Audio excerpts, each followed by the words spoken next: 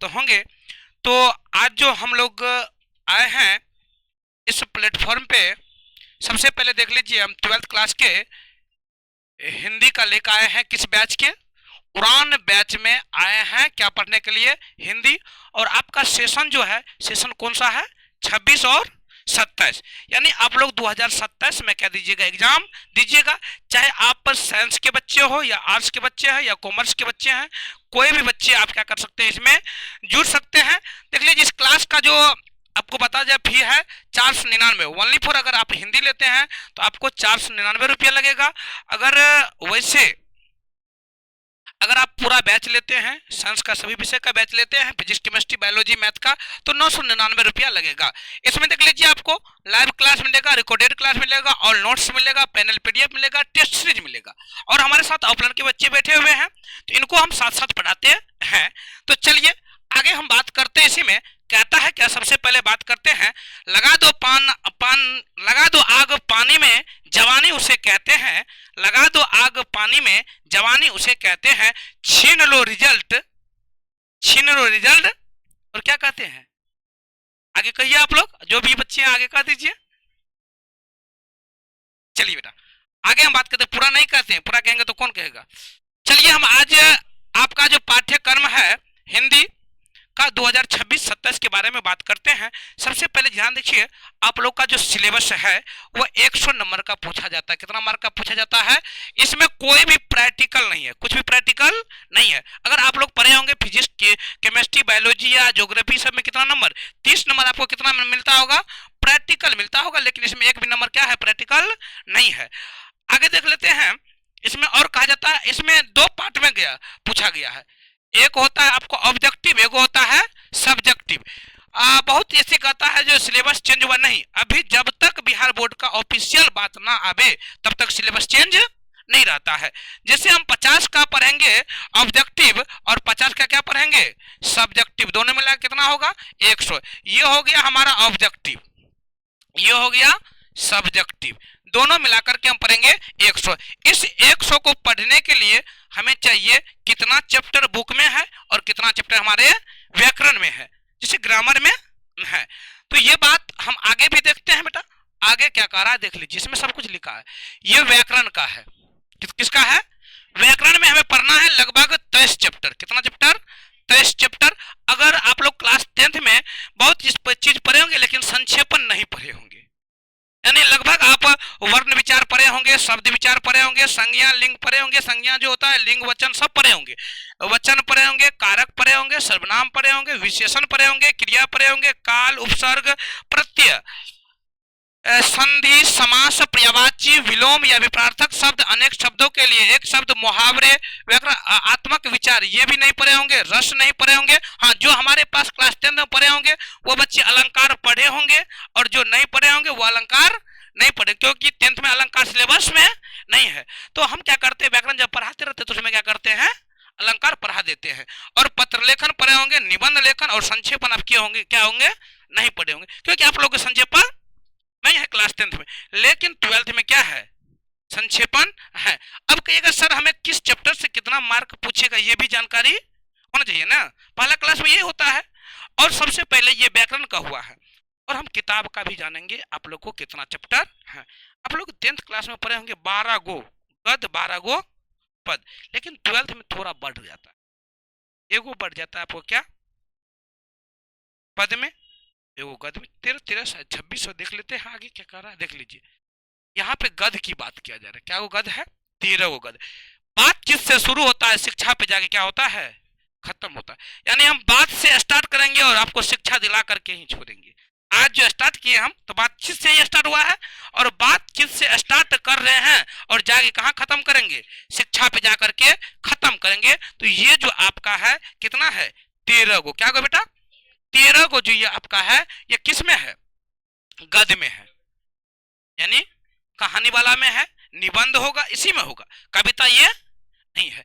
तो पहला देख लीजिए, जिसमें पहला जो आपका कहा गया है, जिसका नाम है बातचीत। बातचीत के लेखक है बालकृष्ण भट्ट। देखिए इतना ध्यान रखिएगा, ब से बातचीत, ब से बालकृष्ण भट्ट। बातचीत करते तो भटभटाते रहते हैं ना, बरबर करते रहते हैं ना, तो वो क्या हो जाएगा, बालकृष्ण भट्ट। उसने कहा था यह है, जिसका लेखक कौन है? चंद्रधर शर्मा गुलेरी। संपूर्ण क्रांति जो है जिसका लेखक कौन है? जयप्रकाश नारायण। एगो अर्ध नारीश्वर रामधारी सिंह दिनकर। आगे देख लीजिए, रोज का कौन है? अज्ञे। आप 10th में भी अज्ञे के बारे में पढ़े होंगे, रामधारी सिंह दिनकर के बारे में पढ़े होंगे। ये दोनों लेखक तो मिल रहा है आपको। आगे देख लीजिए, एक लेख और एक पत्र किसका है? भगत सिंह का है। आगे देख लीजिए, ओ सदा निरा जगदीश चंद्र किसका है? माथुर। अगर पूछेगा ओ सदा निरा के लेखक कौन है तो क्या कहिएगा? जगदीश चंद्र माथुर। अगला है सिपाही की माँ मोहन राकेश। सिपाही की माँ के लेखक कौन है? मोहन राकेश। अब प्रगीत और समाज कौन है? नामवर सिंह। प्रगीत और समाज का क्या होगा? नामवर सिंह। आगे देख लीजिए, जूठन ओम प्रकाश वाल्मीकि। जूठन का कौन है? ओम प्रकाश वाल्मीकि। एगो है हंसते हुए मेरा अकेलापन मल्यज। हंसते हुए मेरा अकेलापन का कौन है? मल्यज है। आगे त्रिच उदय प्रकाश। त्रिच का कौन है? उदय प्रकाश। शिक्षा जय कृष्ण मूर्ति। शिक्षा कौन होगा? जय कृष्ण मूर्ति। ये 12 गो नहीं 13 गो, सॉरी 13 गो जो आपको है किसमें पढ़ना है? गद्य खंड में पढ़ना है। अब इसी में से आपको ऑब्जेक्टिव भी आएगा, सब्जेक्टिव भी आएगा, 2 नंबरा और 5 नंबरा सब आएगा इसी में से। मान लीजिए इतना में से इसमें आएगा। और क्या गो है? अब पद भी देख लेते हैं क्या गो है। देख लीजिए, ये आपका क्या है? 14 गो क्या है? काव्य खंड में पद में है। देख लीजिए, देख लीजिए, पहला क्या है? करवक। करवक के लेखक है मलिक मोहम्मद जैसी। MMJ मलिक मोहम्मद जैसी। देख लीजिए, एगो पद है सूरदास का, दूसरा पद किसका है? तुलसीदास का। तीसरा क्या है? छप्य, जिसका क्या नाम है? नामवर होगा, नामदास दिया है, नामवर होगा। आगे देख लीजिए, कवित का कौन है? भूषण। कवित का यहाँ पे मिस अति कर दिए, भूषण। तुमुल कोलाहल, ये हो गया यहाँ से। तुमुल कोलाहल कलह के कौन है? जयशंकर प्रसाद। तुमुल कोलाहल कलह का जो लेखक को कवि कौन है? जयशंकर प्रसाद है। आगे देखिए, पुत्र वियोग सुभद्रा कुमारी चौहान। पुत्र वियोग का कौन है? सुभद्रा कुमारी चौहान। उषा, उषा का क्या है? शमशेर बहादुर सिंह। अगर आपसे पूछा जाए उषा के कौन है तो क्या कहिएगा? शमशेर बहादुर सिंह। जन जन का चेहरा एक है, गजानन माधव मुक्ति बोध। कौन है? गजानन माधव मुक्ति बोध। अधिनायक का कौन है? रघुवीर सहाय। अगर आपसे पूछा जाए अधिनायक का कौन है तो क्या कहिएगा? रघुवीर सहाय। प्यारे नन्हे बेटे को विनोद कुमार शुक्ल। विनोद कुमार शुक्ल। आगे देख लीजिए, विनोद कुमार 13 ये है, इसमें 14 दे दिया है, यहाँ 11 12 13 ही है।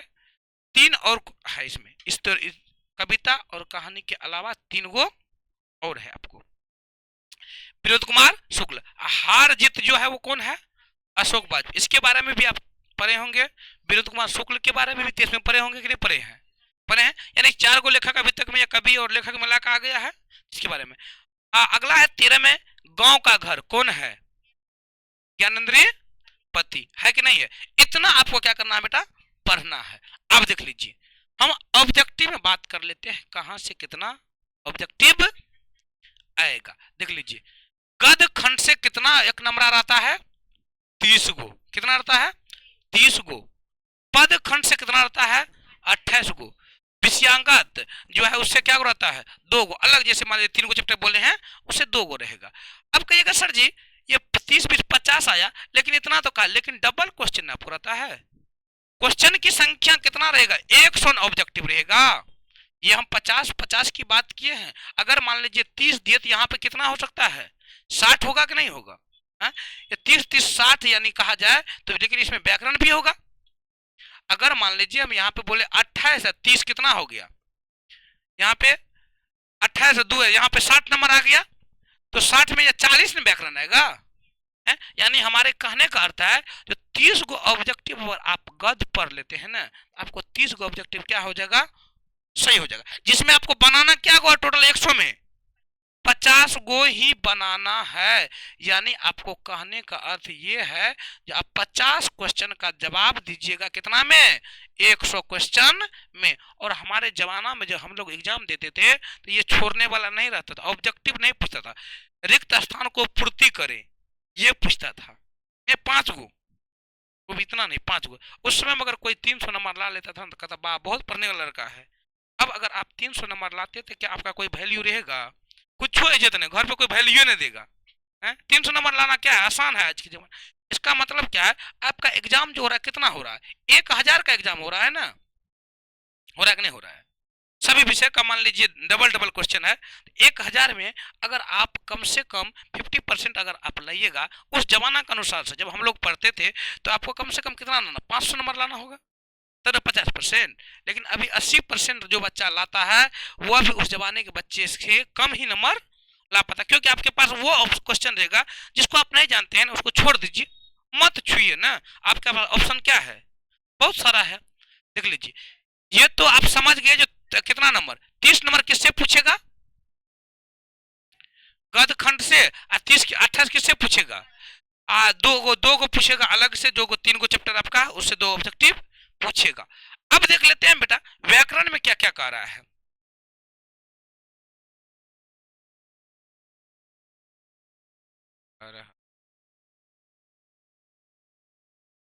घूम रहा है, चलिए अब व्याकरण में देख लीजिए 40 क्वेश्चन किसका पूछता है, व्याकरण का। कितना नंबर, 40 नंबर।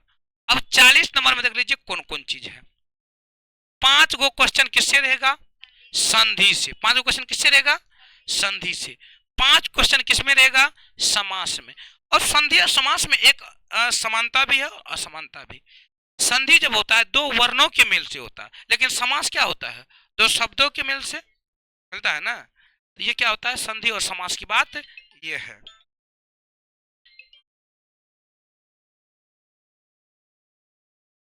आगे देख लेते हैं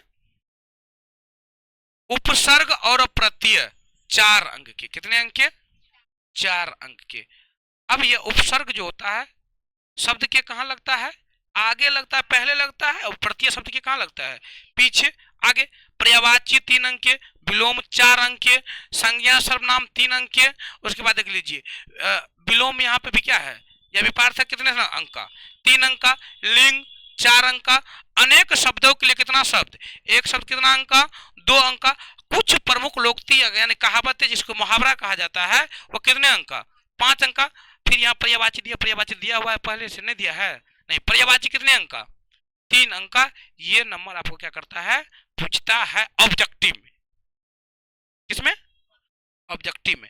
अब हम बात करेंगे सर जी सब्जेक्टिव ही आता है ना, सब्जेक्टिव देख लेते हैं।